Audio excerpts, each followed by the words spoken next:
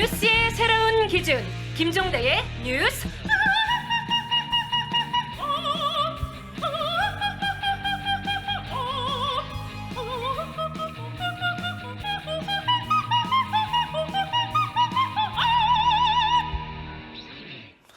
예, 책 한 권 냈다가 온갖 논란의 중심에 선 분 계십니다. 최근 한미 동맹을 진단하는 책이죠. 영원한 동맹이라는 역설. 이 책 나온 지 얼마 안 되는데요. 벌써부터 언론에서 난립니다. 김준영 국립외교원장 나오셨습니다. 어서 오세요. 네, 안녕하십니까. 반갑습니다. 네, 일단 책 내신 건 축하는 드려야 되겠는데 예, 고맙습니다. 심기가 그렇게 편하지 않으실 것 예, 같아요. 예, 그렇습니다. 예, 예. 아까 소개해드린 영원한 동맹이라는 역설, 이 책에서 나온 앞부분에 있더라고요. 가스라이팅 상태. 제가 보기엔 좀 센 표현인데. 네, 좀 이게 세죠. 아주 엄청나게 논란이 됩니다. 이건 무슨 뜻으로 쓰신 거예요? 아, 예. 사실 말씀하신 것처럼 좀 세고 좀 독한 용어긴 합니다. 근데 네. 이게 제가 먼저 한 게 아니고 네. 작년에 되게 유행을 했습니다. 보수 쪽이나 극우 인사들이나 또는 전문가들이 예. 북한에 꼼짝하지 못하는 문재인 정부에 대해서 북한이 남한 정부를 가스라이팅한다. 가스라이팅한다. 김정은 위원장이 문재인 대통령을 가스라이팅한다. 예. 라는 데 대한 반박 논지로 사용한 겁니다. 그 용어를 좀 설명해 주세요. 예, 가스라이팅. 가스라이팅은 이제 심리학 용어고요. 예. 사실 요새 그루밍과 함께 우리가 새로 알게 된 용어 중에 하나입니다. 주로 예. 친한 관계, 예. 남녀 사나 데이트 상대나 또는 남편 아내에서 벌어지는데요. 그래서 예. 친한 관계라는 게 전제가 돼야 되고요. 두 번째는 좀 압도적이어서 상대방의 의식까지 지배를 해서 뭔가 합리적이고 이성적인 판단을 하지 못하게 만드는 상태를 이제 그냥 가스라이팅이라고 막 합니다. 압박을 해가지고. 예, 가스라이팅이라는 연극에서 출발을 했는데요. 예. 그런데 북한은 이 두 가지에도 해당되지 않는다는 게 저희 주장이었습니다. 왜냐하면 예. 일단 우리가 북한보다 훨씬 더 강하고요. 음흠. 그다음에 친한 관계 아니고요. 근데 이 주장을 원래 했던 사람들의 논리는 뭐냐면 북한의 땡깡을 받아주는 소위 말하는 북한의 도발을 받아주는 거를 예. 마치 가스라이팅한데 그게 아니다. 아, 오히려 가스라이팅이 벌어질 수 있는 부분은 한미 관계인 거고 한미 관계? 그 한미 관계는 친하고 워낙에 네. 압도적인 차이가 나니까요. 근데 예. 늘 그렇다거나 지금 그렇다는 얘기가 아니라 일부 우리 예. 의식 속에 잠자 있는 게 있다고 말씀을 드렸고 어허. 그다음에 그 예를 그 책에다가 서문입니다. 프롤로그에 예. 이제 사실 이 책은 제가 한미 관계 139년을 이렇게 역사적으로 거슬러 가면서 쓴 5년간 쓴 책이거든요. 예. 그런데 그 프롤로그의 서문에 이제 그 부분을 얘기를 했습니다. 우리가 그것도 앞부분에 나오더라고요. 네, 맞습니다. 근데 이제 거기서 예를 들자면 작년에 모 의원이 예. 원래 초까지죠. 예. 미국의 백악관 앞에 가서 문재인 정권 끌어내려는 시위를 했습니다. 누군지 압니다, 제가. 네네. 예. 신문에 많이 나왔어요. 그렇죠. 그다음에 이제 또 하노이 회담 있기 전에 모 의원이 또 현직 의원이 가셔가지고 예. 하노이에서 절대로 타협하면 안 된다고 얘기했던 부분. 예. 그다음에 조금 더 거슬러 올라가면 그 FTA 한미 FTA 할 때 우리 협상팀에 있던 사람이 나오면서 예. 미국의 이익을 위해서 죽도록 싸웠다. 이게 위키릭스에 이미 발표된 겁니다. 네. 그런 것들은 우리가 사실상 우리의 국익이 아니라 예. 미국 쪽에 지나치게 이제 그런 합리적인 사고를 못했다는 몇 가지 예를 들었던 부분이었습니다. 그 합리적 사고가 아니라 동맹을 신화하고 예. 미국에 의해 가지고 이제 순치되는 현상, 예, 이걸 예. 가스라이팅이라는 용어를 쓰셨는데 보수 언론에서는 이게 데이트 폭력에 나오는 용어라고 그럼 미국이 한국을 그렇게 대하고 있다는 얘기냐 이러면서 굉장히 사납게 사설도 나오고 막 그래요. 어때요 느낌이? 제가 원래 오해받고 이렇게 누명 쓰는 걸 자지러지게 싫어하는데요. 예. 하여튼 지난 며칠 동안 좀 힘들었습니다. 아, 힘들었어요? 네. 아니 그래도 최근 굉장히 홍보가 됐습니다. 지금 덕분에. 의도하지는 않았는데 좀 그런 경향이 있습니다. 결론적으로 노이즈 마케팅이 돼버렸습니다. 예, 그가 원하던 바는 아니었다 이렇게 말씀을 하시지만 네. 사실은 이 부분이 이 책 전체를 관통하는 하나의 메시지인 그렇긴 것만 합니다. 틀림없어요. 네. 사실 이 동맹에 대해서 맹신하고 신화하고 그러면서 우리 사고가 순치되는 현상. 네. 이 책에도 일부 이유가 나와 있는 것 같은데 예, 왜 그렇습니다. 그렇습니까, 그게? 저는 제가 소신입니다, 사실. 예. 저 평생 소신이고요. 물론 이제 이것을 과연 현직 차관급이 했어도 되느냐는 비판이 굉장히 많았는데요. 예. 뭐 그 부분에 대해서는 외교부에 부담을 주거나 또 우리 정부에 부담을 준 부분에 대해서는 저는 뭐 좀 유감이 있습니다만은 예. 그럼에도 불구하고 저는 이제는 이 얘기를 할 때가 됐고 미래의 성숙한 한미 관계를 위해서 필요하다고 생각을 했습니다. 네. 제가 이 얘기를 한 이유는 국가의 관계는 철저하게 실용적이고 국가 이익에 기반해야 된다고 생각합니다. 네. 제가 평소에 동맹이 아무리 중요해도 한국의 이익, 우리나라의 이익보다 중요하지 않다는 말은 굉장히 상식적이잖아요. 원래는 뭐 당연한 말인데. 근데 이 말을 굉장히 불편해하는 분들이 굉장히 많습니다. 어떻게 우리 이익과 한미 동맹이 갈릴 수가 있느냐? 이익이 달라질 수 있죠. 예. 우리가 바로 직전의 정부 트럼프 정부에 경험했지 않습니까? 네. 제가 그 부분에 서문에도 썼는데요. 트럼프 대통령이 한국에게서 군사 분담금을 받아내기는 뉴욕의 아파트 월세 받기보다 쉬웠다. 아주 모욕적인 발언. 모욕적인 발언이죠. 예. 사실 그런 부분에 대해서 우리도 할 말을 해야 된다고 생각을 했고요. 네. 그다음에 제가 이제 신화라고 쓴 것은 한미동맹 중요하죠. 저는 한미동맹이 굉장히 우리의 자산이라고 생각합니다. 왜냐하면 세계 1위의 국가를 우리의 동맹으로 갖고 있으니까 이것은 자산이죠. 그래서 네. 제가 무슨 말까지 했느냐 하면은 오히려 친미가 우리가 스스로 이 동북아의 안보를 다 무기 체계를 갖추고 하려면 엄청난 재원이 들지 않습니까? 오히려 미국을 활용한다는 의미에서 만약 뭐 그래서 친미면 용미주의도 있고. 그렇죠. 예. 그런 부분에서라면 저는 친미가 맞다고 보는데 문제는 지나치게 신화화되어 있다는 부분은 예. 우리의 역사에 그런 부분이 있었다는 부분을 제가 짚었습니다. 그래요. 아니 역사 속에서 그런 부분들이 있다. 지나치게 편향되고 신화화됐다. 이런 이야기들이 굉장히 많이 나옵니다. 에필로그에도 뭐 여러 번 반복이 되고. 그러면은 바로 잡는다는 개념인데, 이것을 어떻게 바로 잡는가? 거기 뭐 동맹 조정이라는 말이 나와요. 뭘 조정한다는 얘기예요? 사실 미국 쪽에서도 그런 얘기가 많이 나오거든요. 왜냐하면 시대는 변하는 것이고 동맹이라는 것은 원래 우리가 전쟁의 산물이었지 않습니까? 예. 북한의 남침에 대한 사실 그게 전쟁이 끝나고 재남침을 막고 북한의 위협을 억제하기 위해서 만드는 거란 말이에요. 그래서 제가 이런 말을 했습니다. 한미 관계는 굉장히 깊어져도 맞지만 한미 관계가 깊다는 말은 늘 좋은 바람직한 거지만 한미 동맹이 깊어진다는 것은 우리의 대외 환경이나 남북 관계가 좋지 않다는 것을 의미하기 때문에 때로는 그게 우리한테 안 좋은 것일 수 있다 이런 말을 했었습니다. 그러니까 동맹이 강화된다는 거는 동맹은 안보를 보장하자는 적의 위협이 거니까. 커진다는 얘기죠. 그렇다면 오히려 저기 안보 상황에 안 좋은 거를. 그러니까 늘 좋은 건 아닐 수 있다는 얘기죠. 부정적 에너지가 있다. 상당히 도발적인 얘기가 될 수는 있죠. 근데 저한테는 그렇게 들립니다. 원래 뜻은 그렇습니다. 그렇군요. 그렇다면 어떻게 가야 하느냐는 결국 실용주의였습니다. 저는 이게 이념 싸움이 되는 게 아니라 특히 우리가 트럼프 정부를 지나면서 그냥 한미 동맹은 달라질 수 있구나 서로 이익이 갈라질 때는 우리 이익을 가지고 미국하고도 딜해야 된다.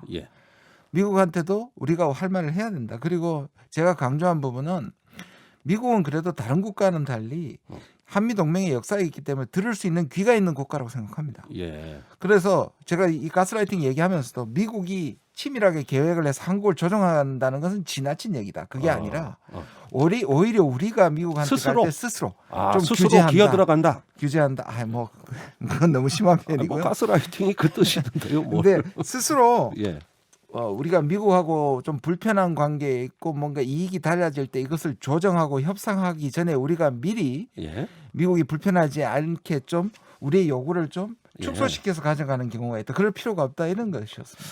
그런데 그 미국 앞에서 왠지 기가 죽고 또 왠지 좀 어떤 거 의존하고 싶고 또 우리를 지켜줄 것 같고 뭐 이런 어떤 그 문화적이고 정서적인 요인들이 굉장히 많은데 그 가운데다가 우리 김준영 원장님이 옳은 말을 했다 손 치더라도 그것이 기존 어떤 그 정서엔 도전으로 비춰진단 말이에요. 네, 맞습니다. 그래서 제가 지금 사실 보수 언론을 중심으로 제가 뭐 엄청나게 참 얻어맞고 있고 경질을 시켜야 된다는 얘기까지 듣고 있습니다. 뭐 임기 얼마 안 남으셨으니까 조금만 더 버티시면 되는데. 알겠습니다. 알겠습니다. 자, 그러면은 동맹의 어떤 그 조금 그늘을 한번 짚어볼게요. 그 전시작전권 문재인 대통령이 대통령 선거 때 이번 정부 임기 중에 전환 끝내겠다 이랬는데 기미가 안 보여요. 기미가.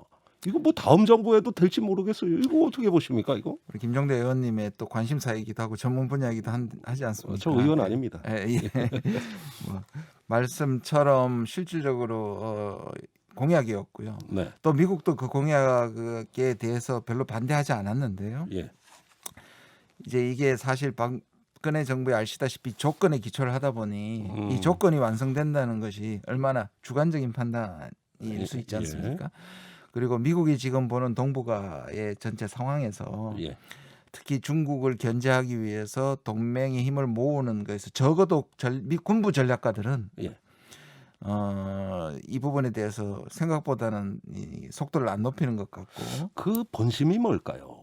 저는 미국의 입장에서 보면 이해가 갑니다. 그러니까 중국 전략에서 대중국 전략 전략에서 이것을 전시작전구를 갖고 있을 때 훨씬 더 주도적으로 그러니까 자기들 위주의 전략을 짤 수 있는데 유리하지 않겠습니까? 그러니까 인도 태평양 전략이란 차원에서 이 문제를 보는 겁니까? 그거는 그죠. 근데 이제 저는 그래서 여전히 저는 이 전시작전권은 환수가 돼야 된다고 믿고 있고요. 예? 그렇다면 군부 쪽이 아니라 예. 바이든 대통령이나 국무부 쪽에서 한미 관계를 생각해서 오히려 정치적 결단을 예. 군사 전략적 결단이 아니라 정치적 결단을 해야 된다고 봅니다. 그럼 문재인 대통령이 나서야겠네요. 뭐. 네. 국방부에 맡길 일이 아니지 않습니까? 이거? 저는 그렇게 생각합니다. 네. 예. 그렇게 오늘 생각한다. 오늘 방송에 더 큰 논란이 생길 것 같고. 예, 아니 뭐 저희는 논란을 좋아하는 방송입니다. 자, 어쨌든 전자권에 대해서 조금 화끈하게 통 크게 정치적으로 풀자 국방 당국에 맡겨놓으면은 조금 어려울 것 같다 이런 의견이신 것 같아요. 일단은 최근 한반도 상황 좀 짚어보겠습니다. 이 바이든 행정부의 대북 정책 도대체 실체가 뭔지 모르겠어요. 저번에 방송에 나오셔서 뭐라 그러셨냐면은 단계적 접근에 바이든 정부가 협력할 것 같다. 일단은 핵 동결부터 이렇게 하나씩 짚어가면 어떠냐 이런 말씀하셨거든요. 네, 맞습니다. 근데 그런 얘기가 안 들려요 지금. 그렇죠. 네. 지금 제가 그때 또 했던 얘기가 있습니다. 뭐냐면 전략적 인내로는 돌아가지 않을 거라는 말씀을 드렸습니다. 예. 그 이유 중에 하나가 미국 측 인사들이 전략적 인내는 자기들 한 적이 없다. 특히 오바마 때 한 적이 없다고 부인하고 있거든요.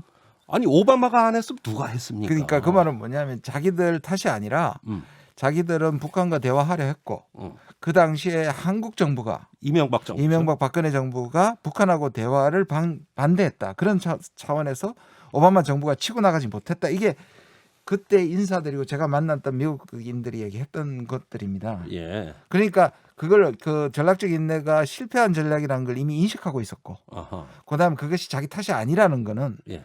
새로운 바이든 정부에서는 안 할 거라는 생각에 논리적 추론이 가능하지 않습니까? 그래서 예. 제가 그렇게 말씀을 드렸고, 예. 그다음 지금 말씀하신 것처럼 단계로는 왜 그러냐면 지금 바이든을 구성하고 있는 외교안보팀들은 JCPOA라는 이란 딜이 사실상 단계론이지 않습니까? 이란과의 포괄적 핵 협정을 말씀하시는 겁니다. 그렇죠. 예. 완전한 한 방에 비핵화하는 것이 아니라 예. 일단 10년간의 일몰 정황을 두고 단계론을 하는 것이 바로 그 지금 말씀드린 JCPOA입니다. 근데 예. 그렇게 봤을 때 북한의 핵이 워낙 고도화되어 있기 때문에 단 한 번에 비핵화하는 게 어려우니 예. 북한이 원하는 방식으로 잘게 쪼개지는 않겠지만 예. 단계론, 특히 중간 단계론에 대해서 인정할 수밖에 없지 않는 것이 지금 외교팀의 생각입니다. 근데 예. 문제는 뭐냐면 중간 단계를 하면 일단 북한에게 줄 가능성이 있는 양보를 얘기해야 되죠. 뭐 상응 조치. 상응 조치를 해야 되잖아요. 반대국부. 근데 이 상응 조치가 양보 아닙니까? 예. 그러면 이 정부가 가지고 있는 게 출발부터 북한한테 양보하는 약한 모습을 보인다는 게 예. 정치적으로 인기가 없지 않습니까? 아니 그렇게 되면 다시 트럼프로 돌아가는 거지. 처음에 트럼프도 뭔가 할 것처럼 했어요. 네. 그런데 결국 그런 여론에 밀려가지고 안 된 거 아닙니까? 그래서 똑같은 건데 그러면. 그래서 저는 곧 발표가 되겠지만 그런 우려점이 있는 것은 사실입니다. 근데 예. 우리 정부는 계속 그 부분 여러 가지 미국에게 지금 인풋을 넣고 있기는 합니다. 예. 예를 들자면 싱가포르 회담의 추인. 예. 왜냐하면 그 자체는 문제가 없지 않습니까? 이제 그 다음에 그걸 인정하고 좋은 시그널을 보낸 다음에 교환 조건은 협상하면 되니까 예. 그 얘기도 하고 있고요.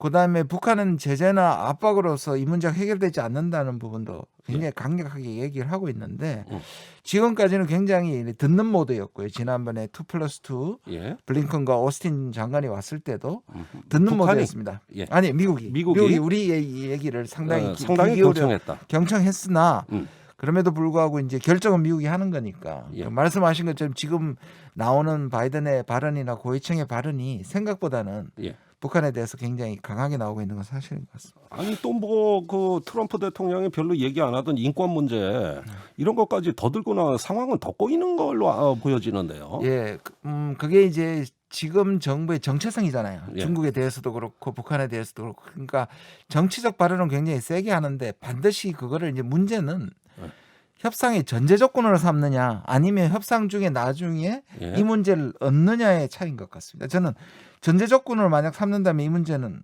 예. 안 되는 것이지만 정치적 발언은 그렇게 하면서도 실질적으로 나중에 협상 가운데 신뢰가 생긴 다음에 그런 부분을 한다면 저는 나쁘지는 않다고 보는데 조금 두고 봐야 될 것 같아요. 예, 유엔 인권위원회에서 대북 결의안이 추진됐고 네네. 말레이시아의 북한 그 비즈니스맨인지 외교관인지 모르겠지만은 미국으로 송환됐고 네. 지금 북한으로서는 열받을 일만 그냥 차곡차곡 쌓이고 있어요. 네, 그렇습니다. 네. 예, 단기적으로는 좀 낙관하기 어렵다고 보는데 어떻게 보십니까? 예, 저도 처음에 생각했던 것보다는 상당히 우려되는 지점들이 조금 많긴 합니다. 아 그래요? 예, 그럼에도 불구하고 지금 바이든의 외교안보팀이 예, 그 트럼프 대통령의 외교안보팀은 이 소위 말하는 이 제재와 압박 자체가 목적이 되는 경우가 많았는데 예. 지금의 이분들은 협상을 위한 하나의 수단으로 보기 때문에 좀 유연합니까? 그 부분에 대해서 협상했을 때 위치 그러니까 북한에 대한 그러한 것들 협상에 유리한 지위를 위한 일종의 전략이라고 본다면 여전히 아직까지 뭐 그렇게 기대를 접을 것은 아니라고 생각합니다. 좋습니다. 그 아직까지 희망은 충분히 있다 이렇게 말씀하시는데 문제는 언제 돌파구가 열리느냐예요. 네네. 우리가 지금 계속 기다리다 지칠 수도 있거든요. 네. 때마침 오늘 미국에서 한미일 안보실장들이 만나고 있습니다. 이 자리가 어떤 의미가 있을까요? 지금 미국은 가장 이 동맹국들과 일단 협의하겠다는 것이고 예, 사실 거기 그리고 아시아가 제일 중요한 것이고 그 중에 아시아라고 한다면 결국 미일 동맹, 한미 동맹이지 않습니까? 예. 그래서 이 두 장관이 와서 우리 얘기를 들었고 그다음에 다시 이제 이번에는 안보실장들이 가서 예, 미국에서 얘기를 하고 아마 그 이후에 대중국 정책이나 대북 정책을 이제 발표하는 예. 그 중간의 프로세스로 과정으로 어허. 삼는 것 같습니다. 예. 그 임박했다는 거겠죠. 임박했다. 예. 좋게 해석하시는 거네요. 그러니까 대북 정책 발표를 임박한 거죠. 대북 정책 발표가 임박했다. 네, 네. 이거 뉴스가 됩니다. 예, 곧 기대할 만한 뭔가가 나올 수도 있겠네요. 뭐 어쨌든 그렇게 네. 말씀하신 걸로 저희는 받아들이겠고요.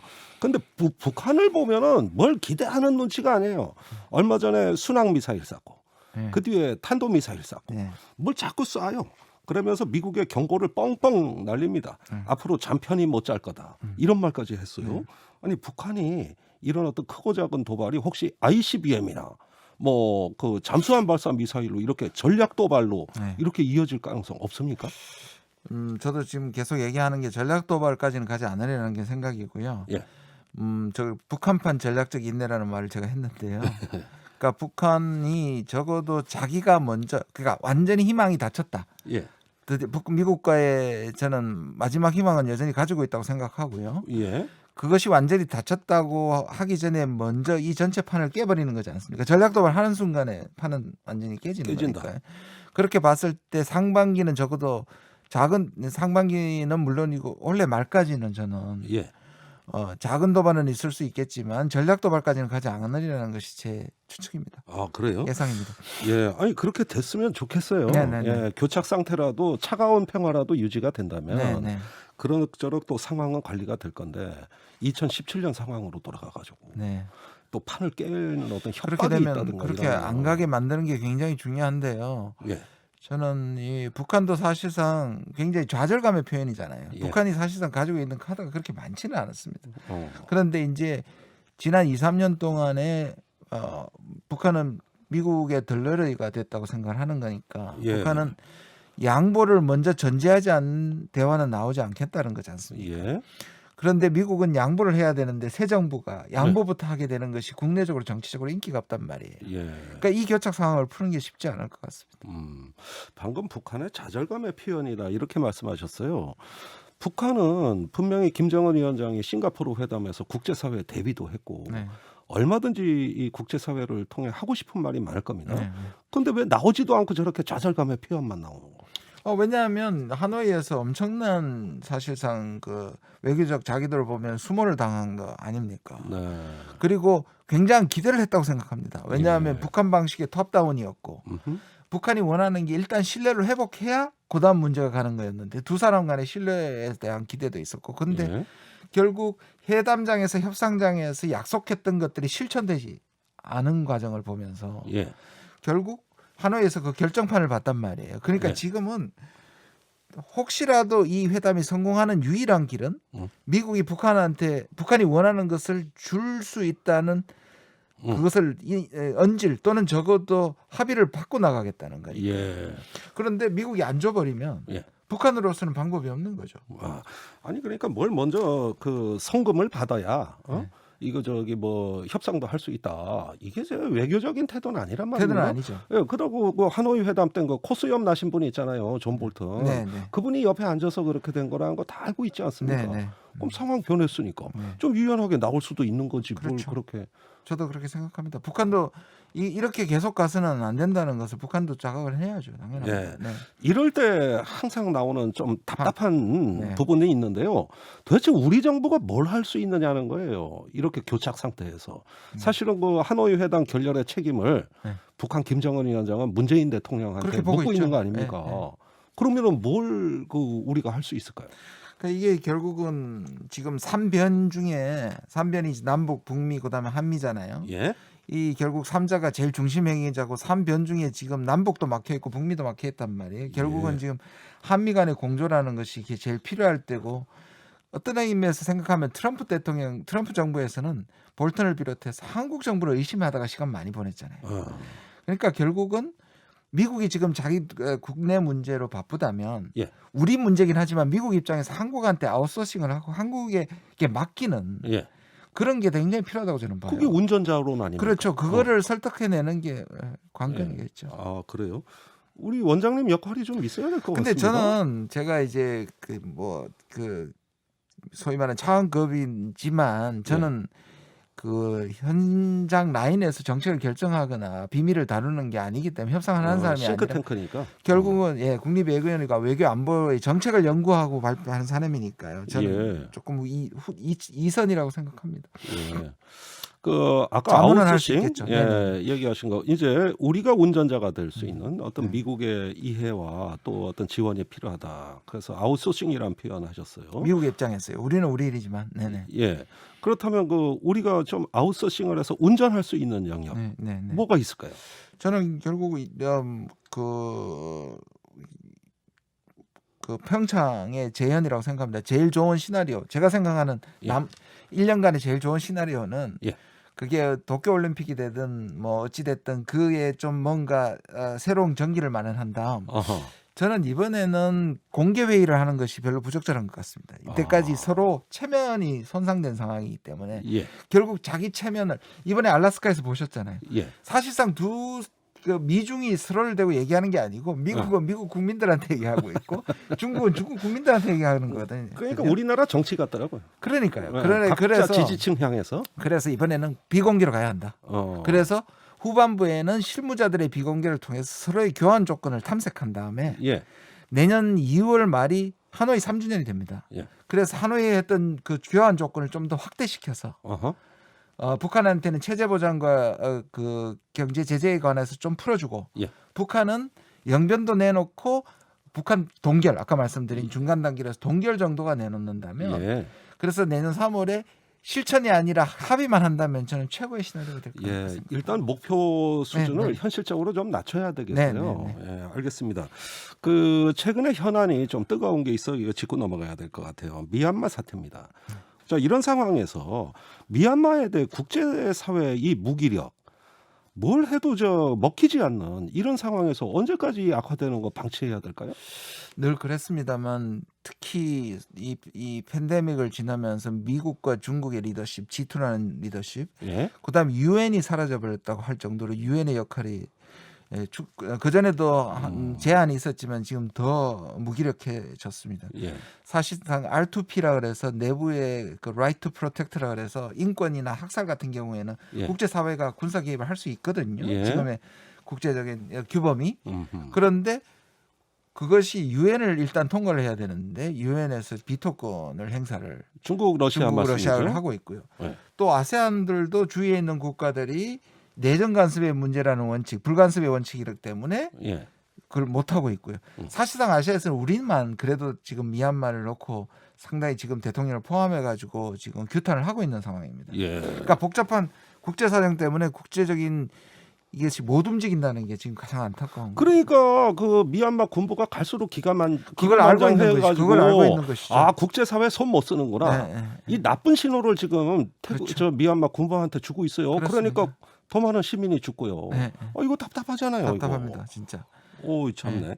아니, 그런데 이렇게 그 저기 뭐 인도 태평양 전략이다, 미중 갈등이다, 우리가 뭐 강대국 정치 얘기할 게 아니라 이 작은 나라의 이런 문제 하나도 해결 못하는 그 강대국들이 네. 뭔가 이런 세계적인 문제에 협력 하나 이뤄내질 못하고 네. 이런 상황에서 피해는 커지고 네. 이런 상황에서 우리가 앞으로 중견국가로서 뭐 할 일 없습니까 좀? 전 예를 들어서 지금 그 우리의 광주의 그 어떤 의미에서 동병상련 때문에 예. 사실상 미얀마 국민들이나 여기 와 있는 사람들이 굉장히 우리와 동일시를 많이 하지 않습니까? 그 예. 부분은 저는 우리가 힘이 돼야 된다고 생각을 하고요. 예. 근데 그게 뭔가 모랄 서포트뿐만 아니라 도덕적 서포트뿐만 아니라 우리가 국제사회의 여론을 환기하고 오히려 주도할 필요도 저는 있다고 생각합니다. 예. 예를 들자면 이제 중국 같은 경우 저는 미국에도 바른 말을 해야 되지만 중국한테도 저는 말을 해야 된다고 생각을 하거든요. 그 중에 하나가 실제로 영향을 끼칠 수 있는 것이 중국이거든요. 네. 미국은 옛날부터 미얀마와 끊어왔기 때문에 경제 제재를 해도 끄떡이 먹히질 없습니다. 않아요. 그러니까 결국은 효과가 있으려면 중국을 움직여야 되는데 예. 중국도 사실 지금 미국한테 계속 얻어맞으면서 어. 이 미얀마의 이러한 국제적 비난을 중국이 또 다 안고 있단 말이에요. 예. 그래서 중국도 뭐 창조적 개입이라 그래서 약간 개입하는 모습을 보이고 있기는 합니다. 아이 뭐 제가 보기에는 그건 뭐 그냥 체면만 차리는 정도지. 그러니까 그 부분에 대해서 우리가 좀 더 적극적으로 이제 목소리를 높일 필요는 있는 것 같습니다. 아니 그런 면에서 이 조금 어떤 우리나라가 아래로부터의 시민혁명을 성취한 네, 또 그러면서 경제 번영도 이런 유일한 나라거든요. 맞습니다. 아시아에서는 이 대한민국의 품격을 보여줘야 된다고 저는 보는데 저 동의합니다.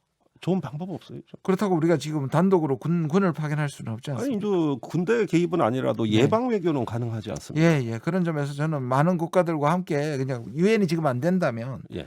그 밖에서라도 또 아세안 국가들을 통해 가지고라도 저는 이 부분에 계속 환기를 시키고 국제 여론을 모아야 된다고 생각합니다. 네, 지금 경제 제재도 필요하면 해야 된다고 생각합니다. 예, 네. 처음에는 민주화 시위였는데 지금 내전 양상으로 가고 있거든요. 네, 그렇게 되면 또 시리아 사태가 될 가능성이 있습니다. 아니 제가 드리고 싶은 말이 그거예요. 아시아의 시리아가 된다. 그러면 정말 이런 지정학적 격변으로 이어져요. 네. 아 정말 저 참 안타깝습니다. 최근에 논란이 된 저서 사실은 뭐 당연한 말씀을 하신 거지만 그래도 논란이 된 저서를 발간하셨고 한반도와 세계 정세까지 쭉 말씀해주신 국립외교원의 김준형 원장이었습니다. 오늘 말씀 감사합니다. 고맙습니다.